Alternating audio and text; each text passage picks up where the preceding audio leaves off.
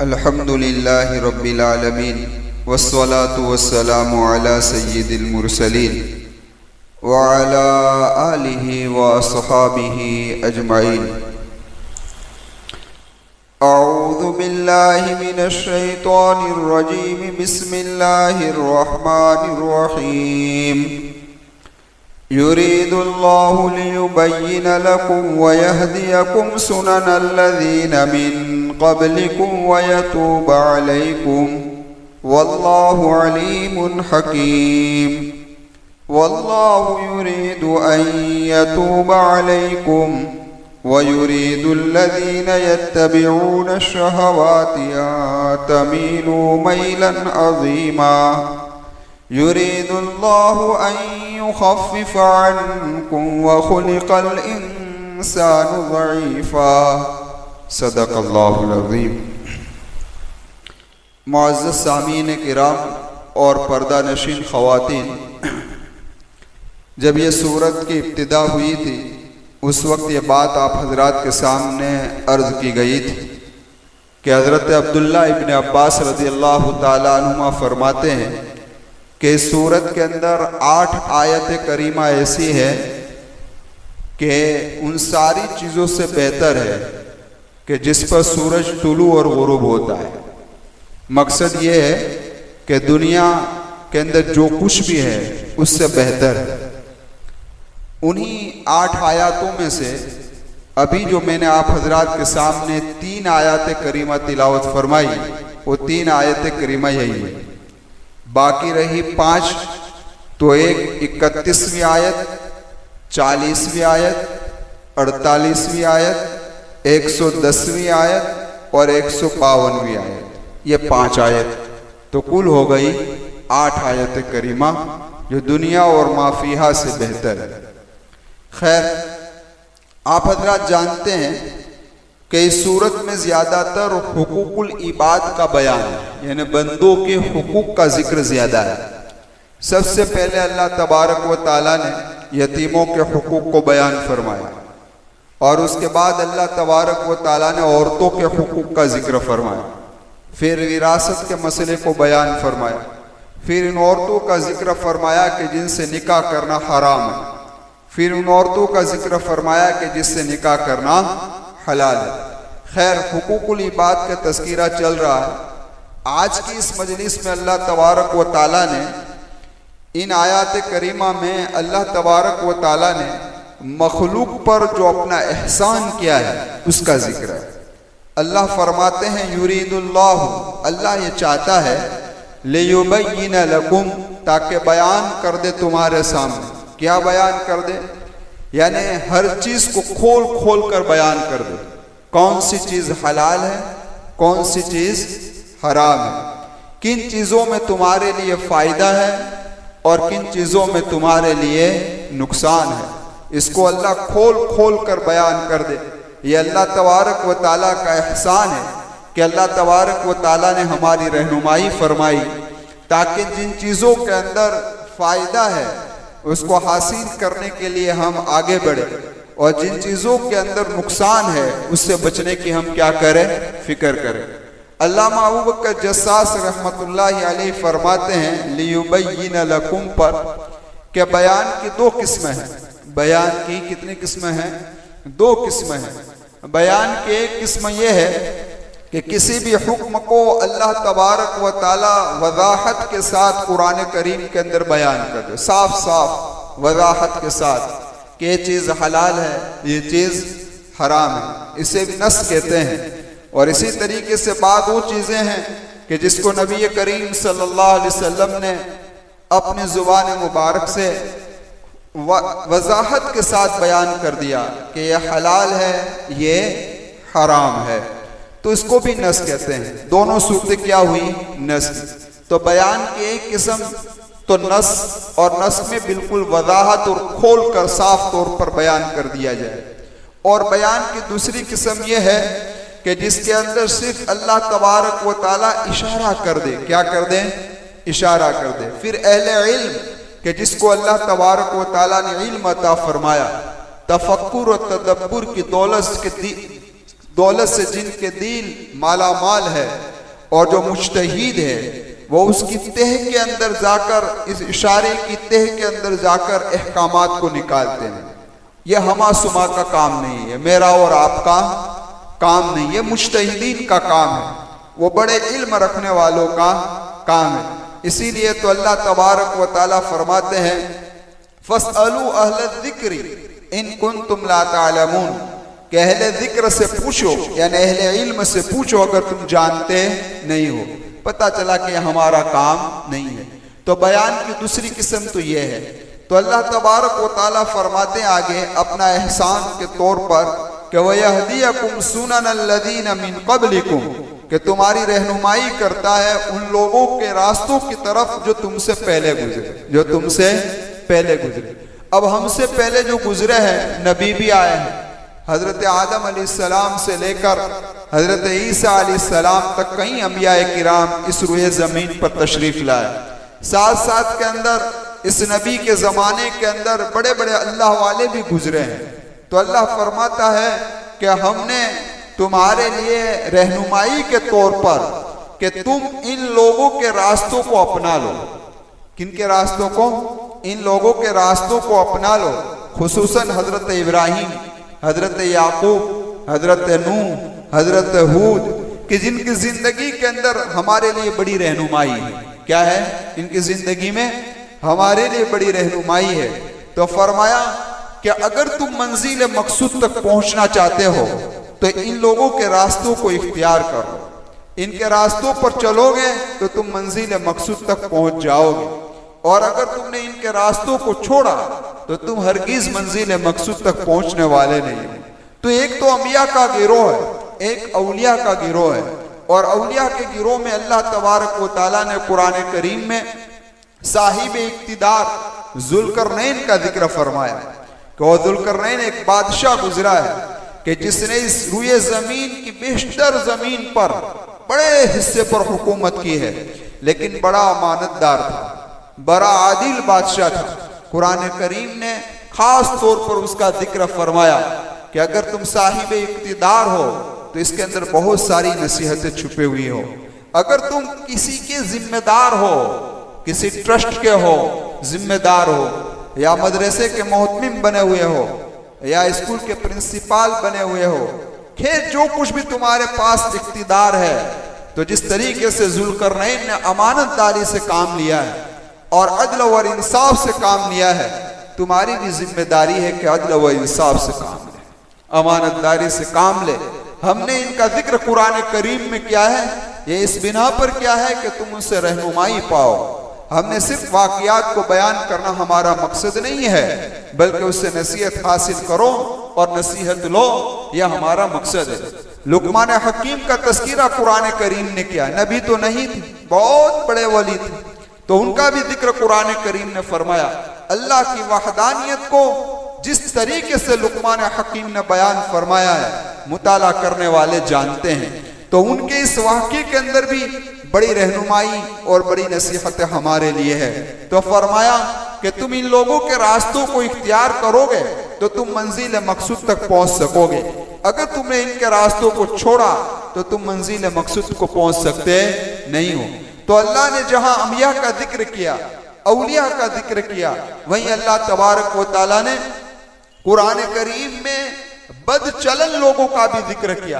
कारून का जिक्र किया, फिरौन का किया, शैतान का किया। ये इस बिना पर क्या कि तुम इन लोगों के रास्तों पर मत चलना। ये गुजरे हैं लोग जिसका जिक्र मैं अपनी किताब के अंदर, अपने कलाम के अंदर कर रहा हूं, लेकिन तुम इन लोगों के रास्तों पर मत चलना, ये तो भटक गए। तुम अगर इनके रास्तों पर चलोगे तो तुम भी क्या हो जाओगे? भटक जाओगे। तो अल्लाह ने दोनों गिरोह का जिक्र किया ताकि तुम राह रास्त पर चलो और राह बद से क्या हो जाओ? बच जाओ।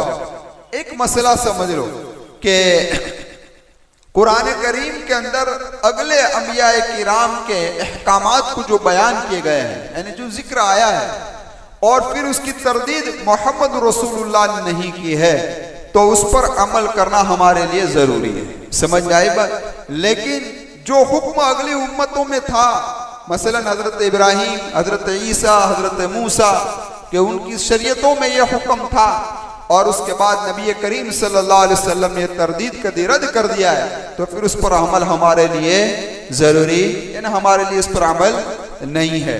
लेकिन जो रद्द नहीं हुआ वो काबिल अमल है, उस पर अमल किया जाएगा।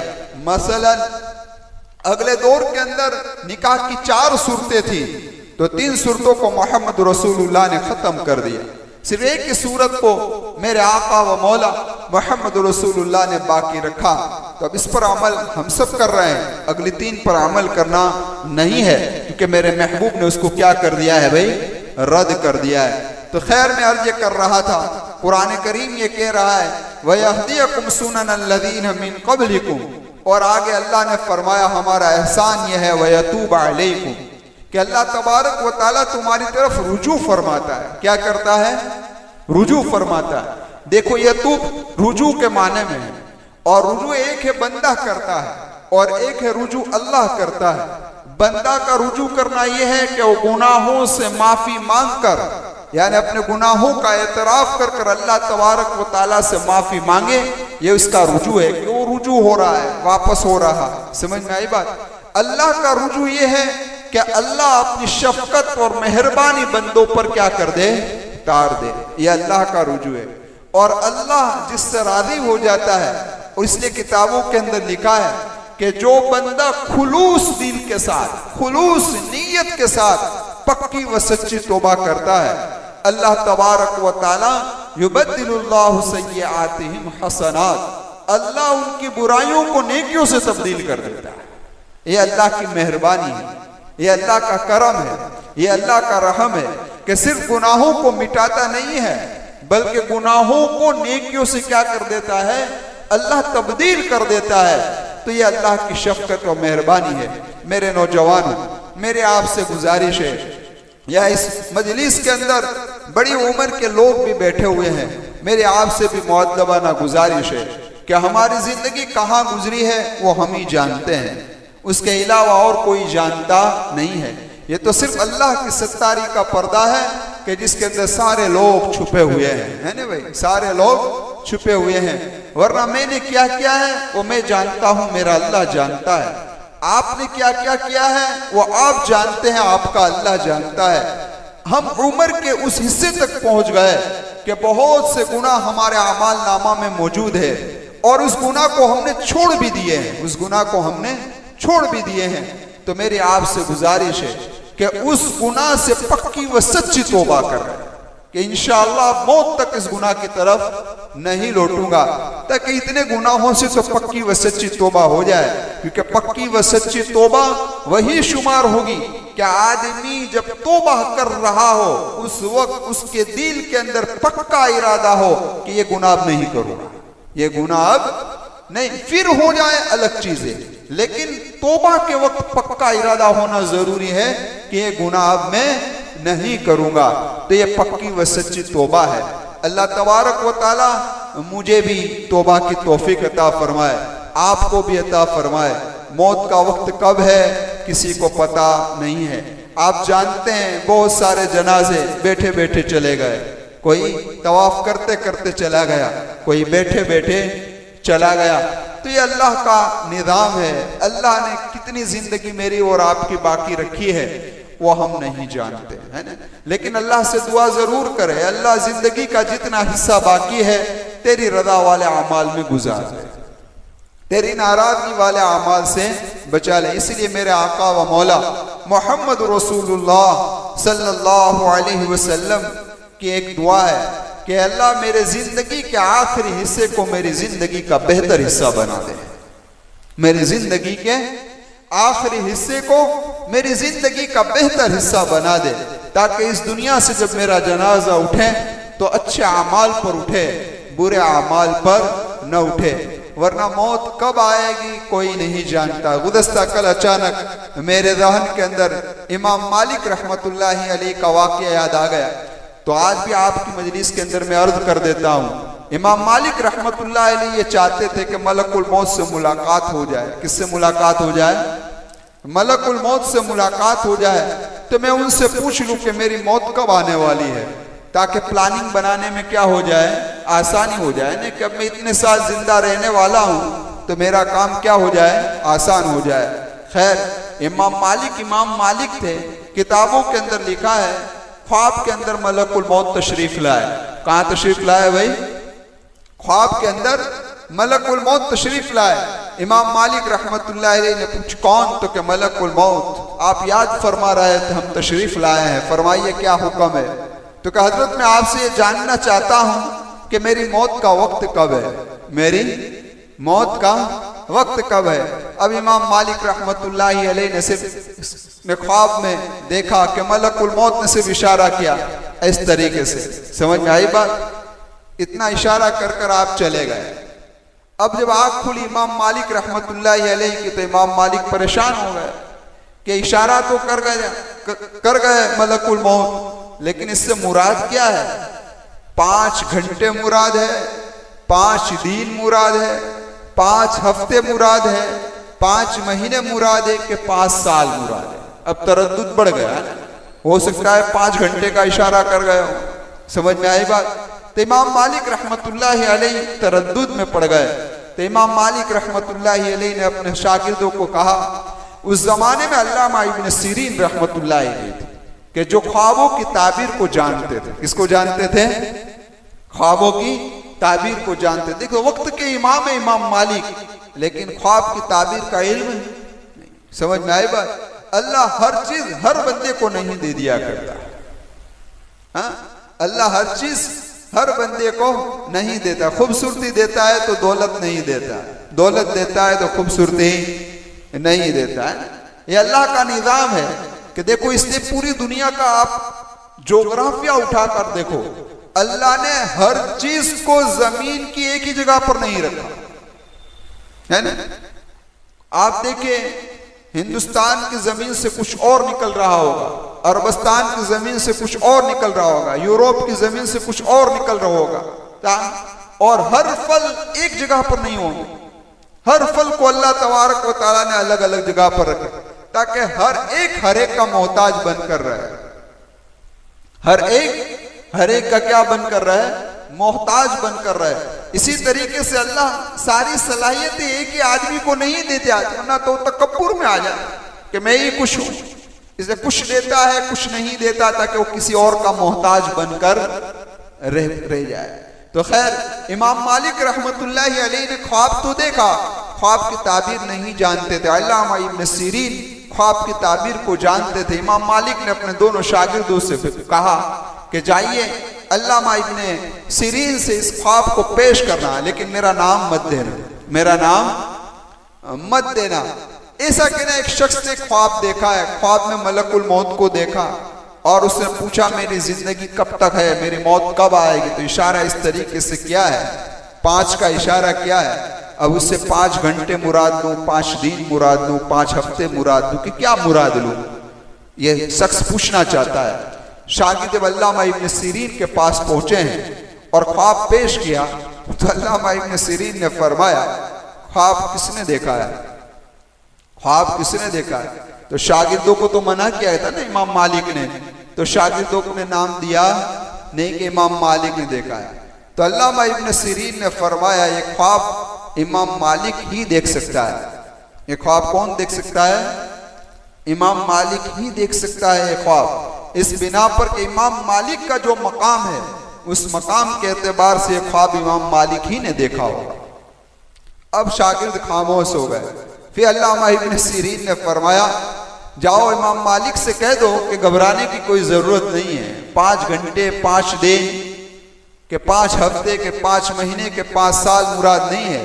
फरिश्ता इशारा कर गया सूरह लुकमान की आखिरी आयत की तरफ, इन्नल्लाह इंदहु इल्मुस्साअह व युनज़्ज़िलुल गैथ व यअलमु मा फिल अरहाम व मा तदरी नफ्सुम माज़ा तक्सिबु गदा व मा तदरी नफ्सुम बिअय्यि अर्ज़िन तमूत।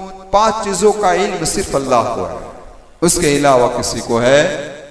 कयामत कब आएगी कोई नहीं जानता, अल्लाह। कैसे आएगी वो बताया, कैसे आएगी वो बताया। मोहम्मद रसूलुल्लाह ने भी बताया कि कपड़े की दुकान वाला अपने कपड़े को फैलाएगा दिखाने के लिए, अभी बीट भी नहीं सका होगा क़यामत आ जाए, इतनी स्पीड से आएगी। लेकिन कब आएगी ये अल्लाह ही जानता है और कोई जानता नहीं। फिर फरमाया बारिश मैं बरसेगा ना, मैं बरसाता है अल्लाह, कहां बरसेगा, कितना बरसेगा, कब बरसेगा, वो अल्लाह ही जानता, उसके अलावा और कोई जानता। और मां के पेट के अंदर क्या है रहमदानी में, वो अल्लाह ही जानता है। समझ में आई बात? लोग कहते हैं कि अब सोनोग्राफी से पता चल जाता है लड़का है कि लड़की है। जब नुत्फा था उस वक्त पता चल जाता था, खून का लोथड़ा होता है, उसे कोई नहीं जानता कि लड़का बनेगा कि लड़की बनेगी, है ना, कोई नहीं जानता। माँ के रहम में क्या है अल्लाह के सिवा कोई जानता नहीं है। फिर फरमाया आइंदा कल बंदा कौन सा काम करेगा, कौन सा अमल करेगा, वो अल्लाह ही जानता है, उसके अलावा कोई जानता। और किस सूए जमीन पर इंसान की मौत आएगी वो अल्लाह ही जानता है, उसके अलावा कोई जानता नहीं। कब मरेगा, कहां मरेगा, कैसे मरेगा, वो अल्लाह ही जानता है। तो इमाम मालिक से कहो कि गैब की बात है, ये अल्लाह के सिवा कोई जानता नहीं है। खैर, लेकिन अल्लाह से दुआ करती रहनी चाहिए, अल्लाह हालत ईमान में मुझे और आपको इस दुनिया से रुखसत फरमाया ना। लेकिन ये मामला इतना आसान नहीं है, इतना आसान नहीं है।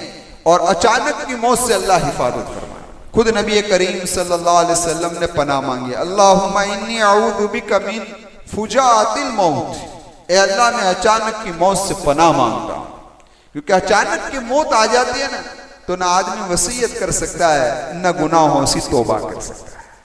बीमार होता है तो आदमी को एहसास भी हो जाता है कब मेरे जाने के दिन करीब हो गए हैं, तो कम से कम तौबा की तौफीक उस वक्त भी उसको हो जाती है। समझ में आई बात? लेकिन अचानक अगर हो गया तो न तौबा की तौफीक मिलती है, न वसीयत का मौका मिलता है, न किसी को नसीहत कर सकता है। इसलिए फरमाया अचानक की मौत से अल्लाह से पनाह मांगा करो कि अल्लाह अचानक मौत मत देना। समझ में आई बात?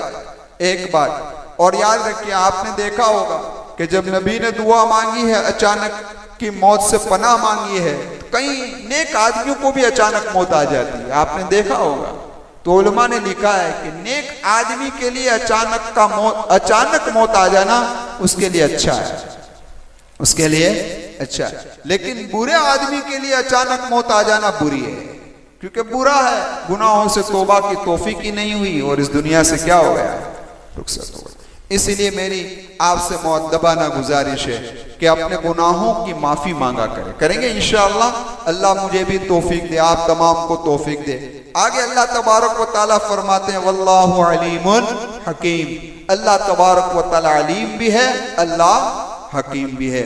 उसने जिन चीजों को हलाल किया है तो क्यों हलाल किया है, वो हिकमत का फैसला है। जिनको हराम किया है क्यों हराम किया है, यह उसकी हिकमत का फैसला। वो जानता भी है, वो मसलिहत और हिकमत को भी जानता है। जिन औरतों से निकाह करना हराम किया है उसमें इंसानियत का क्या फायदा है तुम नहीं जानते, वो अल्लाह ही जानता है। फरमाया अल्लाह अलीम भी है, अल्लाह हकीम भी है, उसका कोई फैसला हिकमत से खाली होता नहीं है, चाहे इंसान को समझ में आए या ना आए। अल्लाह ने जिस चीज के अंदर अच्छाई डाल दी है, पूरी कायनात मिलकर उसके अंदर खराबी पैदा कर सकती नहीं है, कर सकती है। और अल्लाह ने जिस चीज के अंदर खराबी डाल दी है, पूरी कायनात मिलकर भी उसके अंदर से अच्छाई निकाल सकती नहीं है। क्योंकि अल्लाह अलीम है, अल्लाह हकीम है, उसके फैसले पर हमें राजी रहना चाहिए। इसलिए ये भी दुआ मांगा करे, अल्लाह रज़ा बिल क़ज़ा की दौलत से माला माल कर दे, तेरे फैसले पर राजी रहने वाला बना दे। समझ में आई बात? तेरे फैसले पर राजी रहने वाला बना दे।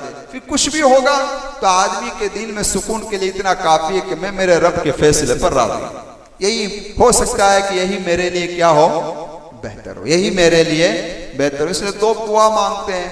मैं बात अर्ज करता हूँ कि ये काम हो जाए, ये हो जाए, ये निकल जाए, ये ऐसा नहीं कि अल्लाह खैर हो तो ये काम करा दे, मेरे हक में बेहतर हो तो ये काम करा दे। तो दोनों फायदे हैं, अगर हो गया वो काम तो हो सकता है इसमें बेहतर होगी मेरे, नहीं हुआ तो दिल को सुकून के लिए काफी है कि मैंने अल्लाह से दुआ मांगी थी कि खैर हो तो कराना, हो सकता है कि मेरे लिए खैर ना हो। समझ में आई बात? इसलिए अल्लाह से हर वक्त खैर मांगा करो, बरकत मांगा करो, अचानक की मौत से पनाह मांगा करो, और ईमान की हालत में अल्लाह इस दुनिया से रुखसत फरमाए ऐसे दुआ किया करो।